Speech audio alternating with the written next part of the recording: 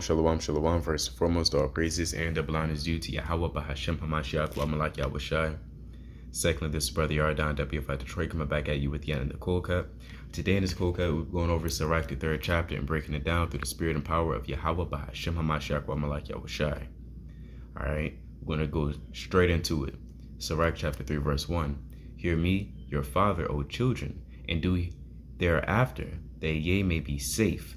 All right, so now we're going to go to the book of Proverbs, chapter 4, verse 1. All right, directly link it up with this. Hear, ye children, the instruction of a father, and attend to no understanding. For I give you good doctrine, forsake you not my law. For I was my father's son, tender and only beloved in the sight of my mother. He taught me also, and said unto me, let thine heart retain my works, keep my commandments, and live. Get wisdom, get understanding, forget it not, neither decline from the words of my mouth. Now that's plain upon tables. All right, hearken unto the Father, the same way you will hearken unto your earthly father. So again, Sirach chapter 3, verse 1, hear me, your father, O children, and do thereafter that ye may be safe. For the Lord hath given the father honor over the children, and hath confirmed the authority of the mother over the sons. So that's true. So just because you're a male doesn't mean you're above listening to your mother, right? Especially when it comes to righteousness. Or if she tell you, hey, put on your fringes, she teaching you in righteousness, you're not in any authority or it's not in your jurisdiction to say, well, no, I'm the man. You still got to listen to your mother. It is what it is. Right now, if she's telling you to do something in wickedness, that's when this verse comes into hand. The book of Acts chapter 5, verse 29. Then Peter and the other apostles answered and said, we ought to obey God rather than men. Right? Sirach chapter 3, verse 2. For the Lord hath given the father honor over their children, and hath confirmed the authority of the mother over the sons. Whoso honoreth his father maketh an atonement for his sins. So if you're ever trying to figure out, well, how do I atone for my sins? Yeah, you can pray. Yeah, you can fast as well. You can also do charity. But you can also, what? Honor your father. All right, that's something that goes over a lot of Jake's head. This is the book of James chapter 5, verse 20. Let him know that he which converteth the sinner from the error of his way shall save his soul from death, and shall hide a multitude of sins. What does it say in the book of Tobit? Chapter 4, verse, not this one.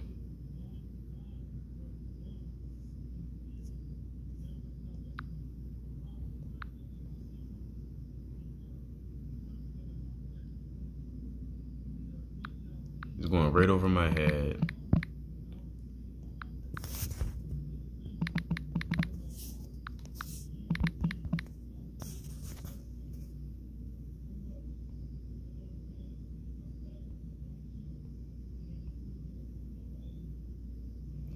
And 9.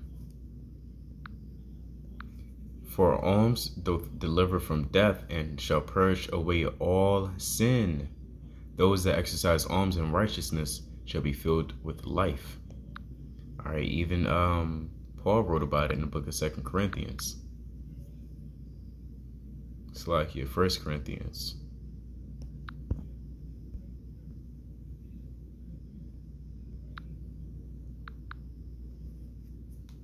And he tells us, though I speak with tongues of men and of angels, and have not charity, I become as a sounding brasses or a tinkling cymbal. All right. So when you continue, we're not going to read the whole thing, but when you read it, you understand that charity is better than all. All right. But I brought all those verses out just to let you know that there's a multitude of ways to atone for your sins. In this case, in Sirach 3 and 3, whoso honoreth his father maketh an atonement for his sins, and he that honoreth his mother is as one that layeth up treasure. Whoso honoreth his father shall have joy of his own children, and when he maketh his prayer, he shall be heard. All right. And that's beautiful, because if you hearken unto your father, now you know how to give information to your children. And that information will be very wise and beautiful to the point where they have no choice but to hearken unto you. Because now they're fearing the Lord the same way that it's like they're fearing you in righteousness, the same way that you feared your father and honored your father in righteousness. Verse 6. And this is another way to let your prayers be heard. You understand? Verse 6. He that honoreth his father shall have a long life, and he that is obedient unto the Lord shall be a comfort to his mother. Now, for those who may have what we call toxic families, and in this case, toxic mother or father, then you still have to obey them and hearken to them in righteousness. And I can't stress that enough, in righteousness. Because don't get me wrong, Sirach 12 and 5 still applies. 12 and 4, give to the godly man and help not a sinner. All right, you can continue to read the rest for yourself. You have to know who you give unto as well. So if your mother asks you for $500 and you know she's going to buy some damn pork, you got to tell, look, I'm not doing that. I'd rather obey God rather than men. Okay? So again, Sirach chapter 3, verse 6. He that honoreth his father shall have a long life, and he that is obedient unto the Lord shall be a comfort to his mother. He that feareth the Lord will honor his father, and will do service unto his parents as to his masters. Read the book of Tobit. You see, he respected his parents. Now, what's the ramification of not respecting your parents? This is Proverbs, I believe, 20 and 26.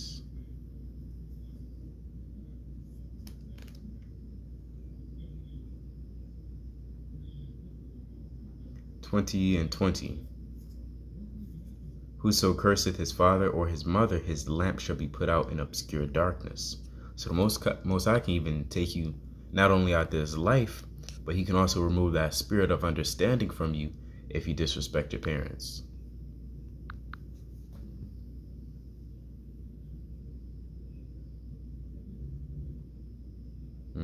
I'll read verse 7. He that feareth the Lord will honor his father, and will do service unto his parents as to his masters, plain upon tables. Honor thy father and thy mother, both in word and deed, that a blessing may come upon thee from them. For the blessing of the father establisheth the houses of children, but the curse of the mother rooteth out foundations. Glory not in the dishonour of thy father, for thy father's dishonour is no glory unto thee. Don't never wish or be happy about somebody's dishonor or, their downfall or whatever tribulations they're going through. Like the scriptures say, I believe, laugh not a poor man to scorn, or a wicked man to scorn. Verse 11. For the glory of a man is from the honor of his father and mother, and a mother in dishonor is a reproach to the children. See that? My son, help thy father in his age, and grieve him not as long as he liveth. And guess what Esau did? He grieved his father. Let me pull that account real quick. Now, it doesn't say Jacob was grieved. That's like Isaac was grieved, but best believe he was in the spirit. It doesn't take, the Lord didn't have to put it plain upon tables in black and white for you to understand that. Where Abraham married the Ishmaelite. It's like not Abraham. He did have an Ishmaelite concubine, but what's her name? Esau to Ishmael.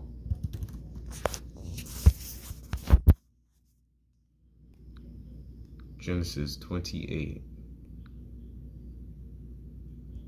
and 6. It's another. I think it's another one, but hey, this is one. Oh yeah, this is it. It started at verse 6. When Esau saw that Isaac had blessed Jacob and sent him away to Padan Aram to take him a wife from thence, that as he blessed him, he gave him a charge, saying, Thou shalt not take a wife of the daughters of Canaan. He said, don't do this. This is what his father said. All right. And Jacob obeyed his father and his mother and was going to Padan Aram. So this is an example of honoring your father and your mother. And Esau, seeing the daughters of Canaan, pleased not Isaac his father. Then went Esau unto Ishmael, and took unto the wives which he had Mahalath, the daughter of Ishmael, Abraham's son, the sister of Nebaioth, to be his wife. Let me jump down. And Jacob went out to Beersheba. Oh no, that was it on that.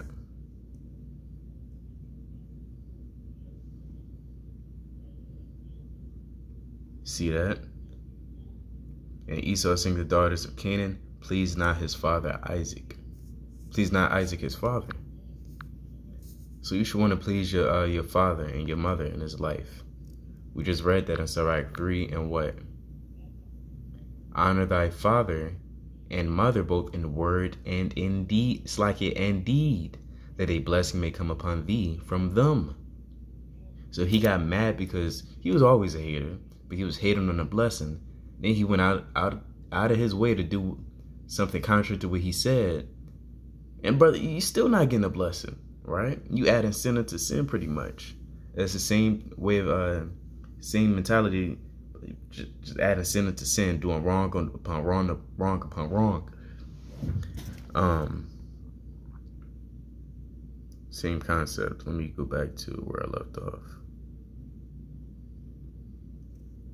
Verse 9, for the blessing of the father established. Oh, I read that. Verse 10. Read that. Verse 13, and if his understanding fail, have patience with him. And this is for Israel to have great grandparents, because they're your what? Your grandfather. Your grandmother is your grandmother. And they understanding the fails. Their eyes get dim, they bumping into stuff. They're not moving how they used to. And if his understanding fail, have patience with him, and despise him not when thou art in thy full strength. And this is deep. This cut me one day. You got to be patient with him. You got to deal with it. For the reviling of thy father shall not be forgotten, and instead of sins it shall be added to build thee up. In the day of thine affliction it shall be remembered. Thy sins also shall melt away as the ice in the fair warm weather. He that forsaketh his father is as a blasphemer, and he that angereth his mother is cursed of God. My son, this is plain upon tables. My son, I'm running thin on time. I might have to do a part 2. My son, go on with thy business in meekness. So shalt thou be beloved of him that is approved.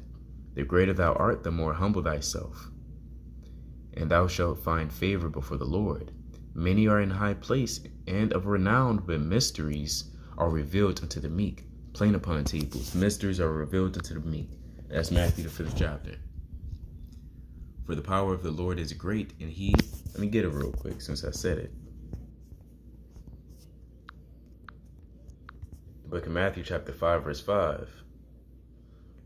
Blessed are the meek, for they shall inherit the earth. See that?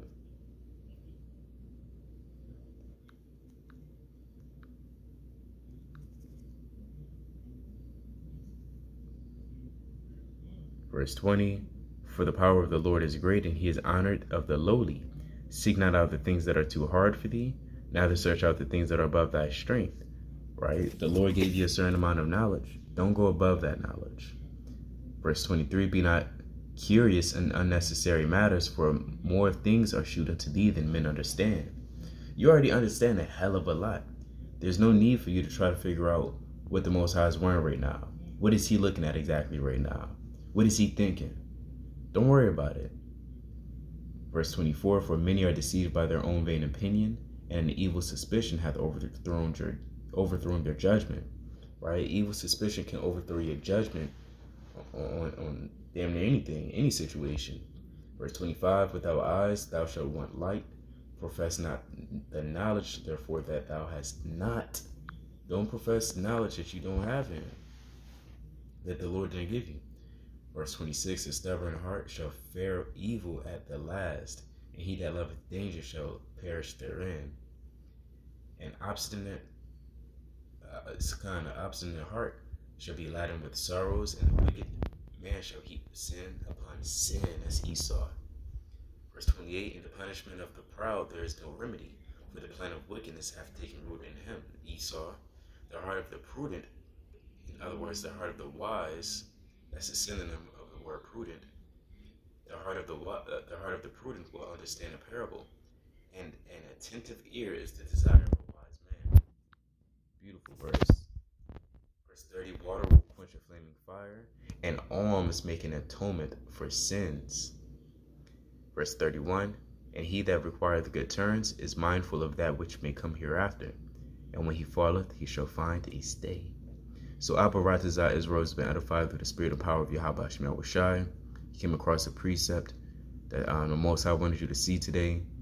So again, share whatever you learned through the spirit, and do the work. Magnify his name. All right. So with that, I'm going to bid Israel Shalom.